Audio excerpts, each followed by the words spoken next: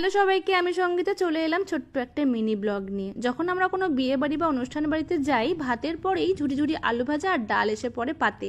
আমরা ছোট থেকে বড় 8 থেকে 80 সবাই খুব খেতে ভালোবাসি এই ঝুড়ি ঝুড়ি আলু ভাজা, তাই না? ছোটবেলায় ভাবতাম যদি এরকম বাড়িতে বানাতে পারতাম তাহলে অনেকটা বসে বসে খেতে পারতাম, তো সেটা তো কখনো হয়ে ওঠেনি। তো বড় হওয়ার পর ভাবলাম একটু ট্রাই করি আর সেই রেসিপিটা তোমাদের সাথে একটু শেয়ার করি। এখানে আমি বড় বড় আলুগুলোকে ভালো করে ছিলে নিয়ে এখানে গ্রেট করে নিচ্ছি, আর গ্রেট করার পরপরই আমি জলের মধ্যে চুবিয়ে রাখছিলাম, কারণ যাতে কিনা লালচে ভাবটা না ধরে। এবারে জলে যখন চুবিয়ে রেখেছিলাম এই আলুগুলোকে এবারে ভালো করে আমি 4 থেকে 5 বার ধুয়ে নিচ্ছি, যতক্ষণ না পরিষ্কার জল হয় আর এই আলুর যে হোয়াইট কাজটা যাতে না থাকে।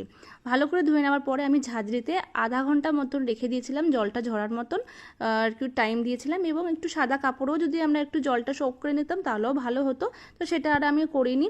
এবারে কড়াইতে সাদা তেল দিয়ে, অনেকটা তেল দিয়ে গরম করে হাই ফ্লেমে রেখে আমি কারি পাতা আর একটুখানি চিনেবাদাম ভেজে নিয়ে এবারে একটু একটু করে অল্প অল্প করে আমি আলুগুলোকে দিচ্ছি, আর হাই ফ্লেমেই কিন্তু এটা পুরোটা হচ্ছে, ভাজাটা হবে। যখন একটু লালচে লালচে হবে নামিয়ে নিলেই হয়ে গেল আমাদের ঝুড়ি ঝুড়ি আলু ভাজা। তোমরাও কিন্তু এরকম বাড়িতে ট্রাই করতে পারো, ভীষণ ভালো হয়েছিল। টাটা, দেখা হচ্ছে।